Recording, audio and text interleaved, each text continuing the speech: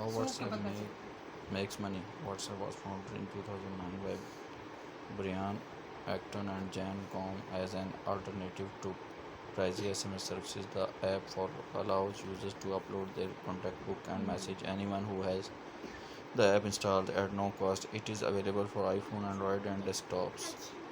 Facebook purchased WhatsApp in February 2014 for $19 billion, and according to the 2014 Facebook from 10 in the 9 months preceding September 30, 2014, WhatsApp generated revenue of $1,289,000 on Monday, April 30. WhatsApp co-founder and Facebook tracked Jan Koum announced his departure from Facebook. Media report indicate that Koum decided to leave after a disagreement with Facebook over its use of user data and its desire to allow advertisement on WhatsApp.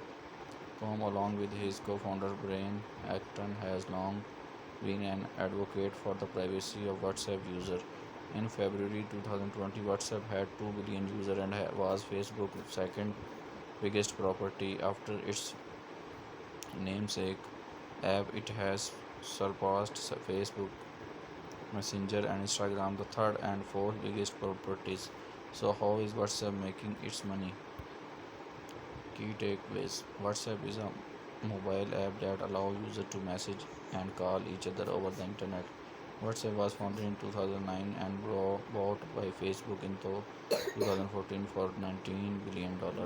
Facebook's biggest property is now WhatsApp after its Messenger service and Instagram. The way WhatsApp used to make money was through a subscription model. It cost $1 to download and then $1 year going forward. Facebook eventually removed the $1 fee and made WhatsApp a free service with the idea that consumers would communicate with businesses through it and businesses would pick up the cost.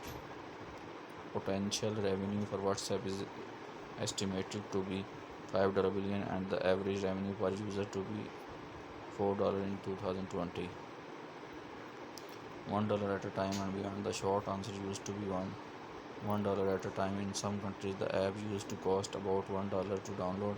In others, the first year is free, but each subsequent year cost $1. In other words, WhatsApp had a subscription model at the peak. Under this model, it had about 700 million users worldwide. Yearly revenue can be estimated at $700 million per year at that time.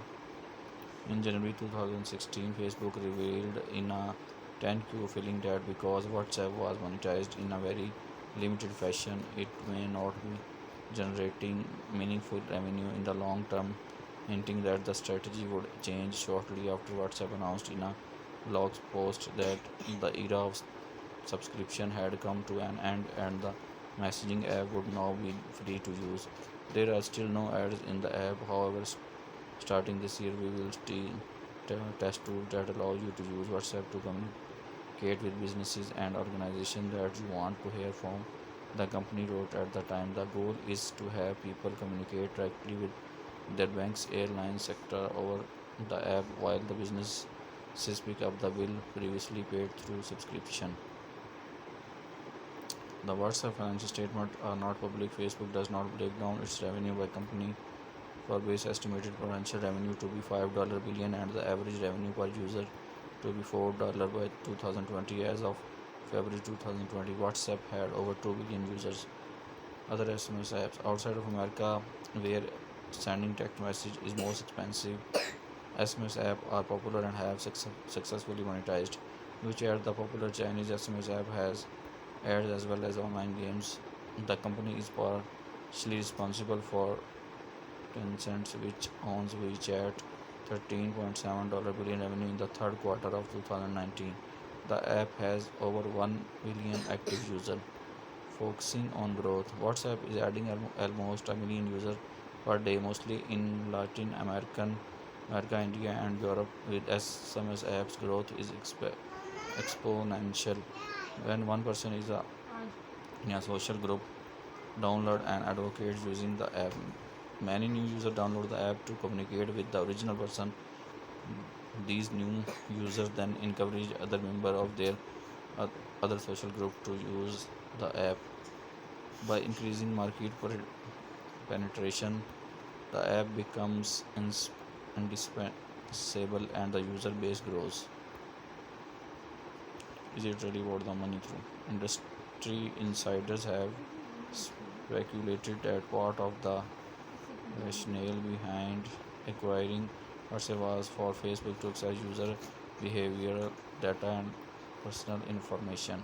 With location sharing data, 65 billion messages sent per day, and access to user entire contact list, Facebook has access to a ton of personal information, all uploaded and saved on its servers. While Mark Zuckerberg has previously promised that his data would not be used to improve consumer targeting in Facebook ads, it would be unless the user changed the setting to not share information with Facebook. End-to-end encryption controversy. WhatsApp, as well as other messaging providing include Apple, have been in hot water with governments around the world after it was determined that terrorists used app to communicate before and during attacks.